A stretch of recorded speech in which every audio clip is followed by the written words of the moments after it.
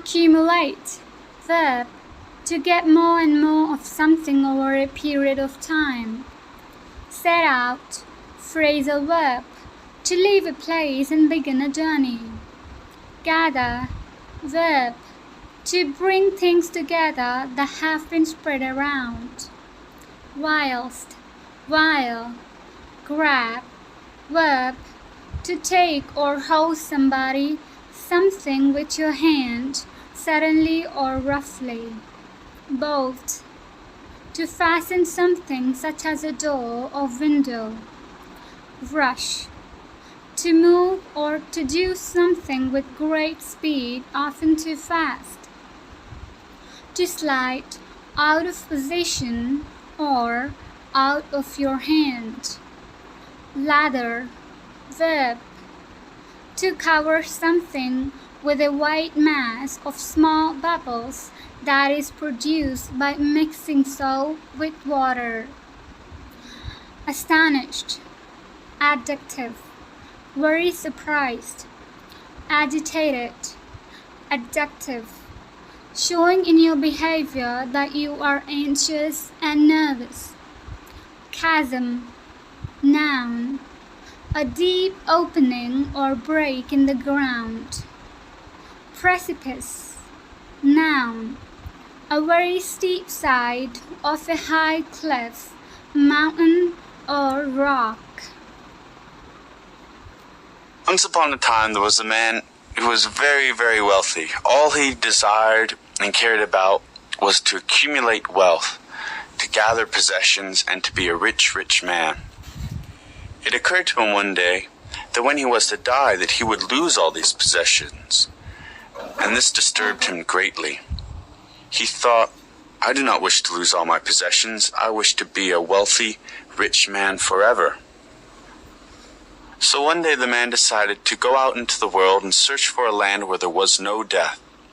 He thought that if he could live in such a land, then he would not ever have to give up all his possessions, his wealth, and his riches. He said goodbye to his family, his possessions, and his home, and set out. Whenever he came to a new land, he would ask the people who lived there, do people die here? Is there death in this land? If the people replied yes, then he would keep moving. One day he came upon a land where he asked the question, is there death here? Do people die? And the people responded, we do not even know the word death. And the man thought, well, if there is no death here, aren't there a great number of people? I do not see a great number of people. Is there not death here? And the people replied,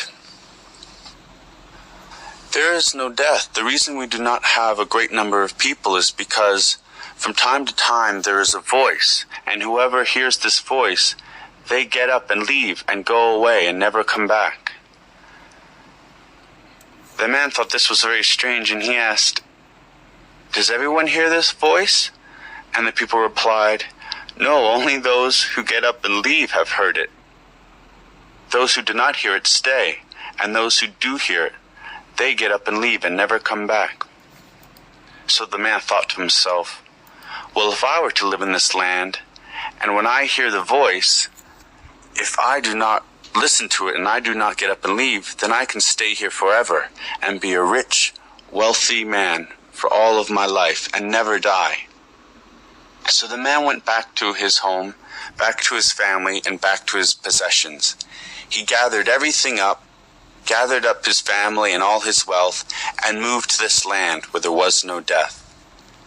After he had set everything up in order, setting up all his possessions, putting order to his wealth, organizing his family in this new land, he said to his family, if you ever hear a voice calling to you, telling you to get up and leave, you must ignore it. You must not listen to it. You must stay and live in this land with me forever, and we will be rich and never lose our possessions. Many years passed, and no one in the family heard the voice, not the man, not his wife, not his family. One day, however, while sitting at the dinner table, eating a meal, the wife suddenly stood up and she called out, I am coming, I am coming. and she began to go towards the door. The man immediately ran before her, stopped her, and grabbed her and said, "No, do not be a fool. Do not listen to the voice. You will go away and never come back. Stay here with me."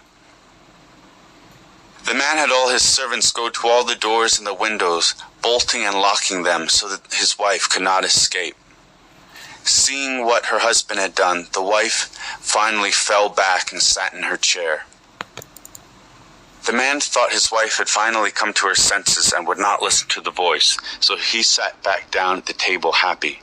However, as soon as the wife saw him do this, she immediately rushed up, unbolted one of the doors, and ran out. The man ran after her. He grabbed her coat. However, her arms slipped out of it, and she continued running, and she was never seen again. So the man's resolve was even greater than before. He thought, "If I ever hear this voice, I will not listen to it. I will not get up and leave. I will stay here with my wealth, and I will be rich forever." Again, many years passed, and the man was sitting in the barber's. His face was lathered with soap, and the barber had a razor at his chin, shaving his beard. Suddenly the man cried out, "No, I am not coming. I will not listen to you." The barber looked astonished. All the people in the barber's looked astonished. The man continued, "No, I will not listen to your voice. I will not leave this place. I will stay." Again and again the man shouted, "No, I will not listen. I will not leave."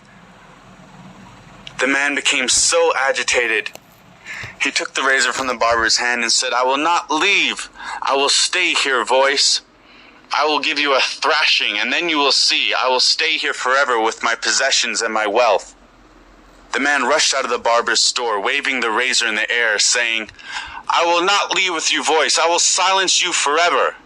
The barber did not want to lose his razor, and he too followed the man, chasing after him. Out of the town they ran, the man with the razor in his arm, waving it wildly, the barber chasing after him.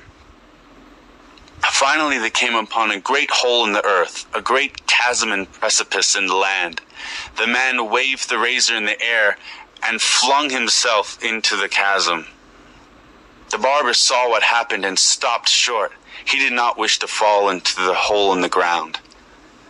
The barber turned around and went back to the village. He told the people what had happened. He told them that he saw the man with the razor fall into the ground. When the man led all the townspeople out to where the hole in the ground had been, it was not there any longer. There was no hole, no chasm, no precipice in the ground. The people turned and went back to the town. Since that day, no longer did the voice call out. No longer did people hear the voice and cry out, "I am coming," leaving their lives and falling into the hole in the ground. Instead, from that day, there was death in the land, and people died just as do all mortals across the world.